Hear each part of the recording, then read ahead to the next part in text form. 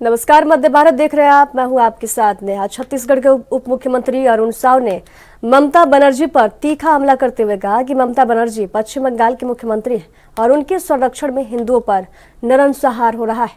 उन्होंने ममता बनर्जी पर आरोप लगाया कि वे अपने राज्य के नागरिकों को उचित सुरक्षा नहीं प्रदान कर पा रही हैं और इसके बजाय दूसरों पर आरोप लगा रही हैं। अरुण साव ने कहा कि आज पश्चिम बंगाल की दुर्दशा की दोषी ममता बनर्जी हैं और राज्य में जारी हिंसा को लेकर उन्होंने ममता सरकार की आलोचना की। ममता बनर्जी पश्चिम बंगाल की मुख्यमंत्री है। उनके संरक्षण में हिंदुओं पर नरसंहार हो रहा है। ममता बनर्जी मुख्यमंत्री के नाते अपने राज्य के लोगों को सुरक्षा नहीं दे पा रही है और उसका ब्लेम दूसरों पर मढ़ने की कोशिश कर रहा है। ये बहुत दुर्भाग्यजनक है। ममता बनर्जी वास्तव में पूरी तरह से फेल हुई हैं। उनके संरक्षण में हिंदुओं पर नरसंहार हो रहा है, उसे रोक पाने में विफल हुई हैं। वास्तविकता ये है कि आज पश्चिम बंगाल की दुर्दशा का कोई जिम्मेदार है। पश्चिम बंगाल के हिंदुओं पर जो अत्याचार हो रहा है उसका कोई दोषी है तो वो केवल और केवल ममता बनर्जी। मध्य प्रदेश के नीमच में आज केंद्रीय गृह मंत्री अमित शाह और सीआरपीएफ के 86वें स्थापना दिवस समारोह में बतौर मुख्य अतिथि शामिल हुए और भव्य आयोजन सीआरपीएफ ग्रुप सेंटर में आयोजित किया गया, जहां गृह मंत्री ने सबसे पहले शहीद स्थल पर वीर गति को प्राप्त जवानों को श्रद्धांजलि अर्पित की। इसके बाद उन्होंने शहीदों के परिवारों, परेड कमांडरों और जवानों से मुलाकात की। अमित शाह ने खुली जीप में सवार होकर परेड का निरीक्षण भी किया। कार्यक्रम में मध्य प्रदेश के मुख्यमंत्री डॉक्टर मोहन यादव भी मंच पर मौजूद रहे। समारोह के सीआरपीएफ की 8 टुकड़ियां परेड की शानदार प्रस्तुति दे रही हैं, जिसके बाद गृह मंत्री वीरता पदकों के लिए चयनित सीआरपीएफ कर्मियों को वीरता पदक प्रदान करेंगे। कोबरा, आरएएफ, वैली, क्वांट और डॉग स्क्वाड जैसी इकाइयां विशेष प्रदर्शन पेश कर रही हैं।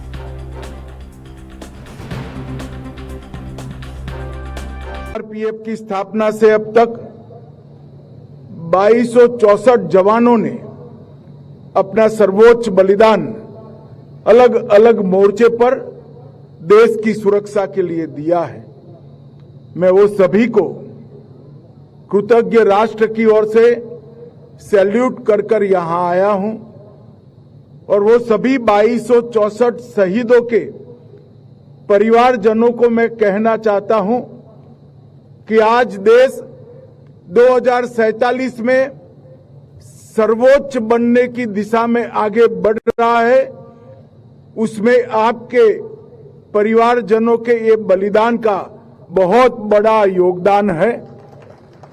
जबकि देश की आजादी की शताब्दी का सुवर्ण ग्रंथ लिखा जाएगा, सबसे पहले ये अमर शहीदों की वीरता की गाथा सुवर्णमयी अक्षरों से लिखी जाएगी। इसका मुझे और सबसे बड़ी बात, पशुपति टू तिरुपति का एक हौसला रखने वाले दुर्दांत नक्सलियों को आज 4 जिलों में सिमट कर रख देना, इस सारे कारनामों में हमारे सीआरपीएफ के जवानों का बहुत बड़ा योगदान है। ढेर सारी पुस्तकें भी इनकी वीरता, इनकी कर्तव्यपरायणता, इनका हौसला और देशभक्ति की गाथा नहीं लिख सकती। इस सीआरपीएफ 1939 में क्राउन रिप्रेजेंटेटिव पुलिस के नाम से इसका गठन किया गया।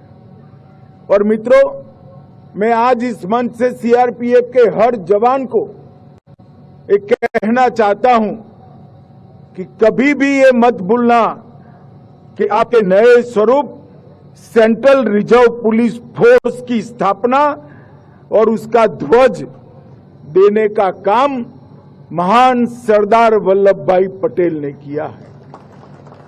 सरदार वल्लभ भाई पटेल ने न केवल सीआरपीएफ को की स्थापना की, ध्वज दिया, उसके चार्टर को भी बहुत बखूबी से उन्होंने चिन्हित करने का काम किया और सरदार पटेल के ही दिखाए हुए रास्ते पर इतनी लंबी मजल एक गौरवमयी यात्रा सीआरपीएफ ने समाप्त की है और आज 248 बटालियन सहित 4 जोनल मुख्यालय, 21 सेक्टर मुख्यालय, 2 परिचालन सेक्टर मुख्यालय, 17 रेंज और 39 प्रशासनिक रेंज में लगभग 3 लाख जवान बटकर हर जगह पे देश की शांति और सुरक्षा के लिए काम कर रहे हैं। हमारा और छत्तीसगढ़ में स्थित उरला थाना क्षेत्र से एक बड़ा मामला सामने आया है, जहां भू माफियाओं ने छत्तीसगढ़ राज्य औद्योगिक विकास निगम यानी CSIDE की जमीन पर अवैध कब्जा जमा लिया गया है। बताया जा रहा है कि माफिया तत्वों ने इलाके में बह रहे नाले की पाट कर जमीन को समतल कर लिया और धीरे धीरे उस पर कब्जा करना शुरू कर दिया। इस अवैध कब्जे का सबसे ज्यादा असर जो है स्थानीय व्यापारियों पर पड़ रहा है, जो डर के माहौल में अपना कारोबार चला रहे हैं। गुंडागर्दी और कब्जाधारियों के बढ़ते दबदबे से आम लोग भी दहशत में हैं। मामले की गंभीरता को देखते हुए प्रशासन हरकत में आया और तहसीलदार के आदेश पर जमीन का सीमांकन करवाया गया। सीमांकन से ये साफ हो गया है कि जमीन CSIDC की है और कब्जा पूरी तरह अवैध है।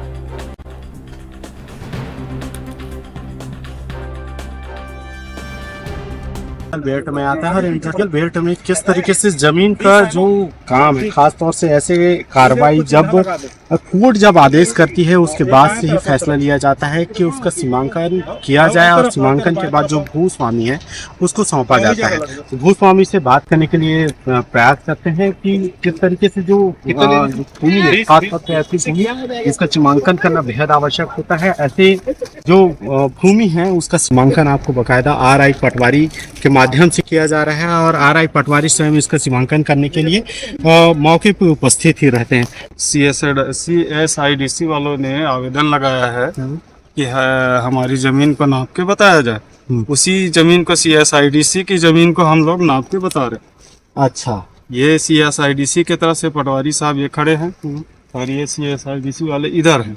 उनके द्वारा आवेदन लगाया गया है कि हमारी जमीन 157/2-3 को नाप के बताया जाए। उसी को हम लोग नाप के बता रहे हैं और जहाँ जहाँ पॉइंट मिलता है वहाँ से लेके हम लोग को नापना पड़ता है। बीच में नाला आ रहा है इसलिए नाप रहे हैं इसको। अच्छा, ये CSIDC आप लोग हैं, क्या विषय आप लोग कार्रवाई करने के लिए? CSIDC के जो 157/17 उनकी शरारत कहाँ से लग रही है तुमको वो जानकारी चाहिए, इसके लिए सीमांकन के बिना तो हो नहीं पाएगा, इसलिए लगाए हुए हैं।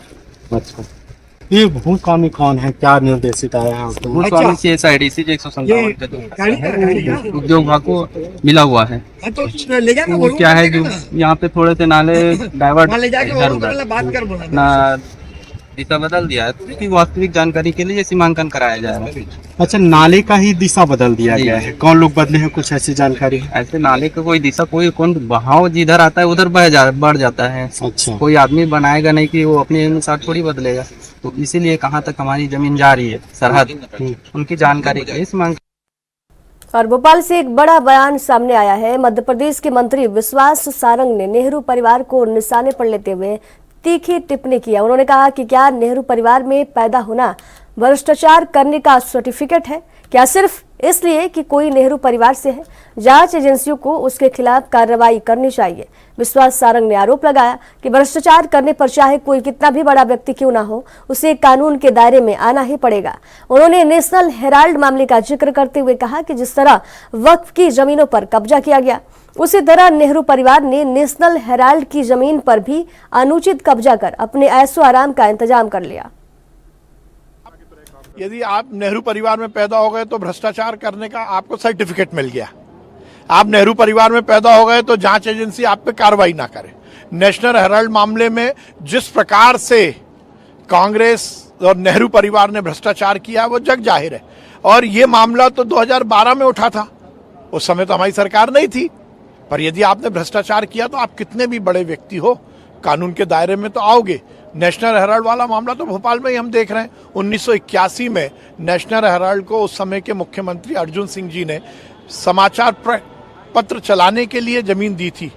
3-4 साल नेशनल हेराल्ड निकला और उसके बाद वो जमीन को मॉल को बेच दिया गया। सीधा भ्रष्टाचार सामने दिखता है। 2011 में उसकी लीज कैंसिल हो गई, लीज रिन्यूअल होगी तो करीब 7 अरब रुपए कांग्रेस को देने, नेशनल हेराल्ड को और नेहरू परिवार को देने होंगे, बीडीए को। इतना का नुकसान किया है, बेजा कब्जा किया है। एक तरफ जिस प्रकार से वक्फ की जमीनों पर बेजा कब्जा हुआ है, ऐसा ही नेहरू परिवार ने नेशनल हेराल्ड की जमीनों पर बेजा कब्जा कर। एमपी में रामकृष्ण मिशन आश्रम के सचिव के साथ करीब 2.5 करोड़ रुपए की धोखाधड़ी का मामला सामने आया है। इस मामले में अतिरिक्त एसपी निरंजन शर्मा ने जानकारी दी है कि ऑनलाइन धोखाधड़ी को लेकर आवेदन प्राप्त हुआ। शिकायत में बताया गया है कि सचिव को व्हाट्सएप पर एक संदिग्ध मैसेज मिला जिसमें खुद को नासिक पुलिस का अधिकारी बताया गया। आरोपी ने सचिव को मनी लॉन्ड्रिंग के झूठे आरोप में फंसाने की धमकी दी और इसी डर का फायदा उठाकर अलग अलग बैंक खातों में करीब 2.5 करोड़ रुपए ठग लिए गए। फिलहाल पुलिस ने मामला दर्ज कर जांच शुरू कर दी है और साइबर क्राइम टीम इस पूरे नेटवर्क की तक पहुंचने की कोशिश कर रहा है। एक ऑनलाइन फ्रॉड का आवेदन पत्र प्राप्त हुआ है। यहाँ थाटीपुर में स्थित रामकृष्ण मिशन आश्रम के एक सचिव हैं, उनके द्वारा आवेदन दिया गया है कि उनको जो है एक व्हाट्सएप पे वीडियो कॉलिंग आया नासिक पुलिस के नाम से, और पुलिस बनकर उनको विश्वास दिलाया कि आपके अकाउंट से जो है मनी लॉन्ड्रिंग और ईडी में ट्रांजैक्शन किया गया, उसमें आपकी लिंक मिली है। तो उनके द्वारा बताया गया कि हमने ऐसा कोई ना तो ट्रांजैक्शन किया ना कोई इस प्रकार से। तो उनके पहले वेरिफिकेशन के नाम पर आधार कार्ड और उनके अकाउंट नंबर वगैरह डिटेल पूछी और फिर उनको जो है अकाउंट की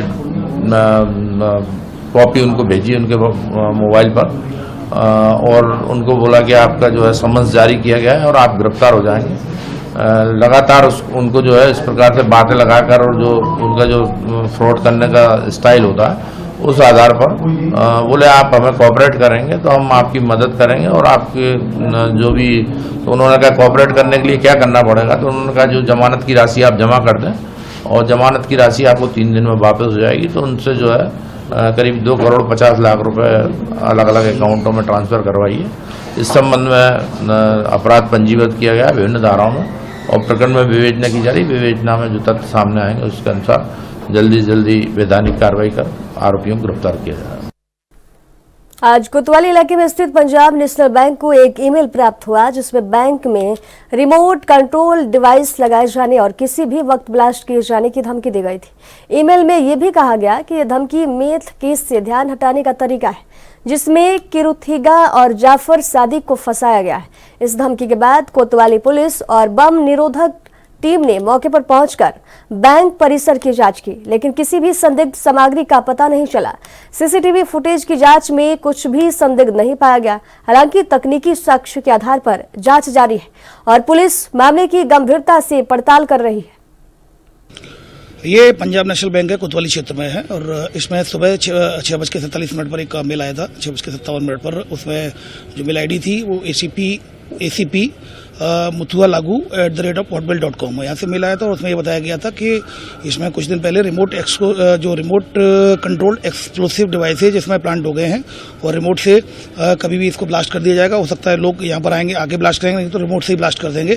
और इसमें जो मैथ केस है, कुछ मैथ केस में 2 लोगों के नाम आए हैं, उसमें मिसेज किरुथिगा और जफर सादिक इनके नाम आए हैं। तो ध्यान डाइवर्ट करने के लिए ब्लास्ट हो सकता है। तो इस आधार पर जब सूचना मिली तो बैंक वालों ने तत्काल कंट्रोल रूम को रखाया और इधर कोतवाली को सूचना दी। तो कोतवाली ACP मौके पर पहुंचे एवं बम डिस्पोजल टीम स्क्वाड मौके पर पहुंची। PDDS की टीम लगातार पूरा उसको चेक कराया गया, सर्च कराया गया। उसमें किसी प्रकार का कोई सस्पेक्टेड सामग्री आइटम नहीं मिला है और उसमें CCTV फुटेज भी दिखवाए जा रहे हैं। CCTV फुटेज में भी इस तरह की अभी तक कोई बात सामने नहीं आई है। ये चूंकि रिटायर्ड ACP अपने आप को बताया गया है उसके द्वारा, तो उसका अकाउंट है जो hotmail.com से उसका अकाउंट वेरीफाइड है या नहीं, ये सब वेरीफाइड हमारे द्वारा किया जा रहा है। फिलहाल इसमें टेक्निकल एविडेंसेज के आधार पर जांच की जा रही है। PST डंप भी उठाया है और इसके अलावा टेक्निकल एविडेंसेज के आधार पर जांच पे तथ्यों के आधार पर कार्रवाई की जाएगी। इस तरह के मेल पूर्व में आते रहे हैं। एयरपोर्ट के लिए भी मेल आया था, एयरपोर्ट के लिए भी धमकी भरा मेल आया था, आ चुके हैं। इसके अलावा IIT में भी के लिए भी मेल आया था। इसके अलावा और कई स्कूल्स में IPS DPS इन स्कूल्स के लिए भी मेल आए हैं। तो इस तरह से ये मेल आते रहते हैं। पर चूंकि ये भी एक सस्पेक्टेड मेल लग रहा है, लेकिन सुरक्षा की दृष्टि से पूरा BDDS चेक करा लिया गया है। CCTV फुटेज देखे जा रहे हैं और टेक्निकल एविडेंसेज के आधार पर इसकी जांच की रही है। कब फोड़ने को बोला था, बम ब्लास्ट करने को बोला था? ये इनके द्वारा बोला कि अभी आज मतलब कभी भी इसमें ब्लास्ट हो सकता है तो तत्काल इसको चेक करा लिया जाए। तो ऑलरेडी BTDS चेकिंग करा ली गई है। कौन से राज्य से? ये कहीं कुछ उसमें मेल में नहीं है, मेल के ID का पता करके कि कहाँ से मेल आया उसके बारे में जानकारी ली जा रही है कंप्लेन। ये इंग्लिश में। और ये सर केस दर्ज कर रहे हैं, इसमें FIR रजिस्टर की जा रही है। और भोपाल से खबर है, जहां तेज गर्मी से पहले आपदा प्रबंधन की तैयारियों को परखने के लिए एक मॉक ड्रिल का आयोजन किया गया। ये मॉक ड्रिल रासायनिक औद्योगिक आपदा से निपटने के उद्देश्य से की गई। सेंट्रल पावर रिसर्च इंस्टीट्यूट के सामने इस अभ्यास को अंजाम दिया गया है। मॉक ड्रिल का मुख्य उद्देश्य था आम जनता को जागरूक करना और किसी भी आपदा के दौरान घबराहट से बचाने के लिए उन्हें आवश्यक निर्देश देना। आपको बता दें कि भोपाल सहित प्रदेश के 10 जिलों में एक साथ ये मॉक ड्रिल की गई ताकि किसी भी रासायनिक दुर्घटना की स्थिति में समय रहते उचित कार्रवाई की जा सके।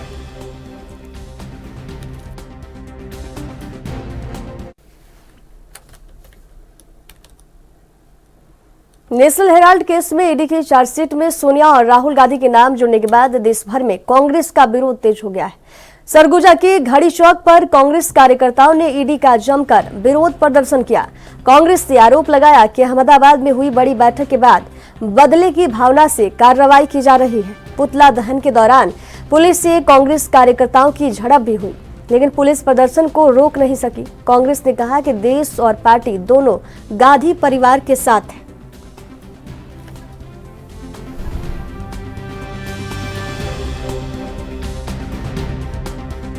हमारे शीर्ष नेतृत्व राहुल गांधी, सोनिया गांधी और बड़े नेताओं के खिलाफ ईडी ने बहुत पुराने 12 साल पुराने नेशनल हेराल्ड प्रकरण में चार्जशीट दाखिल किया है।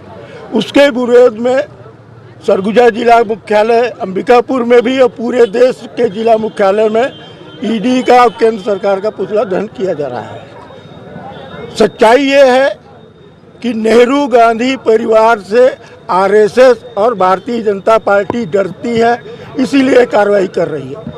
राहुल गांधी ने पार्लियामेंट में ये बोला कि अब की गुजरात में नरेंद्र मोदी हमारा इंडिया गठबंधन तुमको हराने जा रहा है, इसीलिए अहमदाबाद में उन्होंने अधिवेशन किया। इसीलिए 2 दिन से अहमदाबाद में राहुल गांधी जी हैं, वहाँ के कांग्रेस के कार्यकर्ताओं को रिचार्ज कर रहे हैं। इसलिए नरेंद्र मोदी डर के मारे राहुल गांधी को रोकने के लिए, वो नहीं जानते राहुल गांधी झुकने वाला नहीं है, राहुल गांधी डरने वाला नहीं है। सोनिया जी ने पहले भी एक बार ईडी को कहा था, मैं इंदिरा जी की बहू हूँ, मैं डरने वाली नहीं हूँ इस ईडी से और नरेंद्र मोदी से। तो सोनिया जी और कांग्रेस परिवार ईडी से डरने वाली नहीं है। सच्चाई और सुन लीजिए, सोनिया जी, प्रियंका जी, राहुल जी सभी ने चुनाव आयोग में, वायनाड में, राजस्थान में, रायबरेली, उन्होंने अपना सब पूरा अचल संपत्ति सब दिया हुआ है।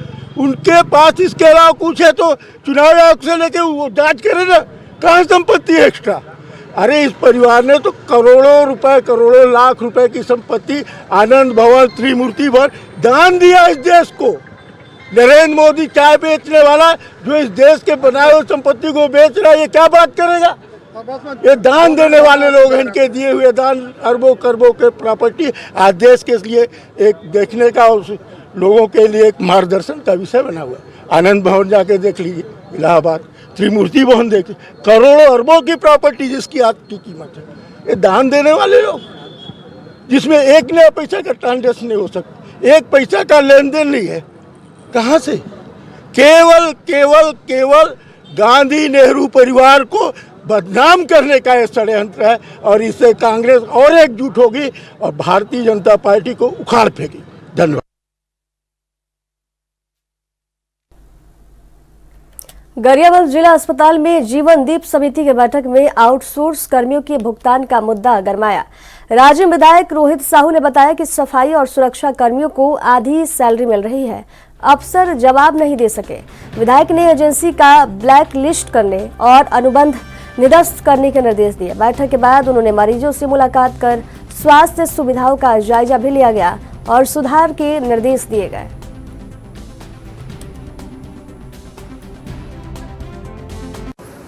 आज हमारी जीवनदीप समिति की बैठक रखी है।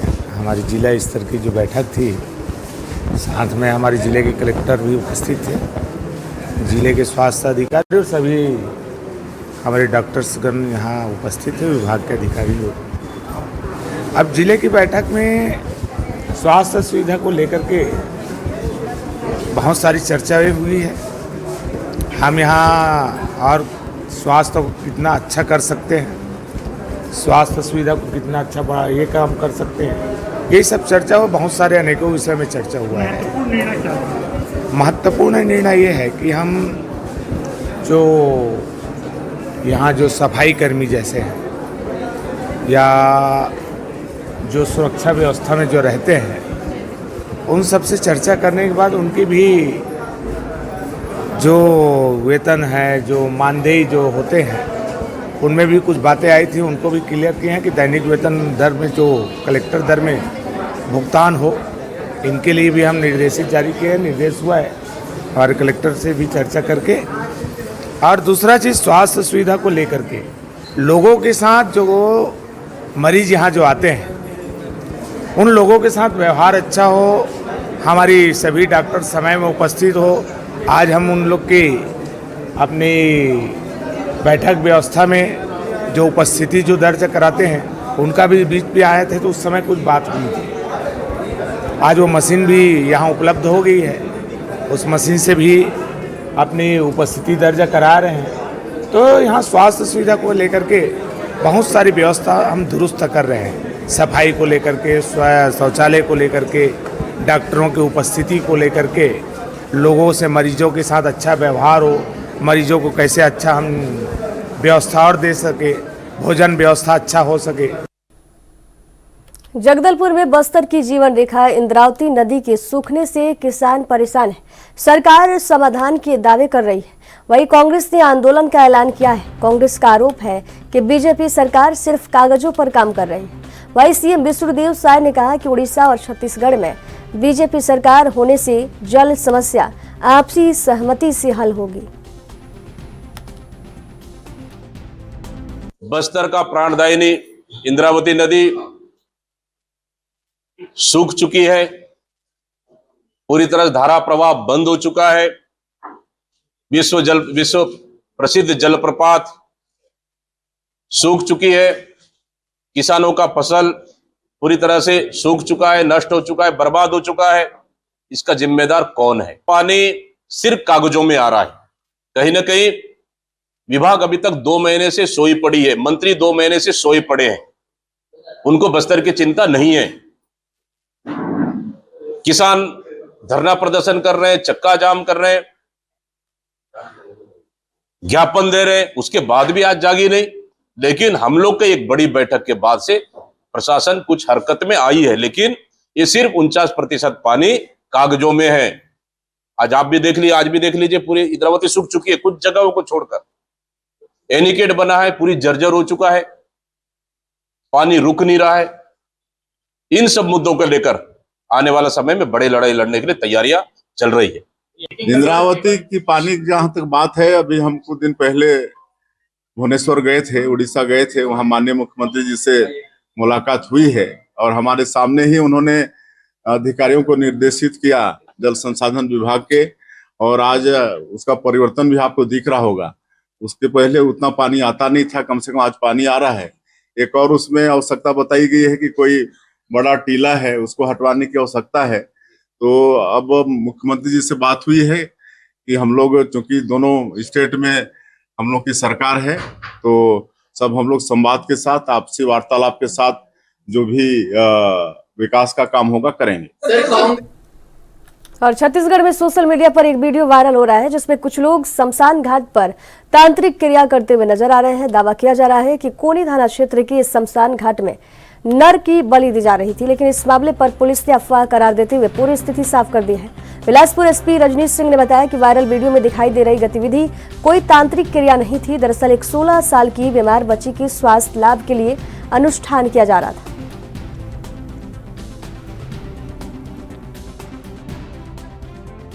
कोई तांत्रिक नहीं है, सब फर्जी है, वो अफवाह थी गांव वालों ने। ये छतौना गांव के वो जो लोग थे, वो अपनी बच्ची के इलाज के लिए, जिस बच्ची का बता रहे हो आप, वो बच्ची 16 साल की है, उसके इलाज के लिए वहाँ से बनारस से आचार्य लोग बुलवाए गए थे और उन्होंने पूजा की है। पूजा करने के बाद वहाँ पर विसर्जन के लिए गए थे।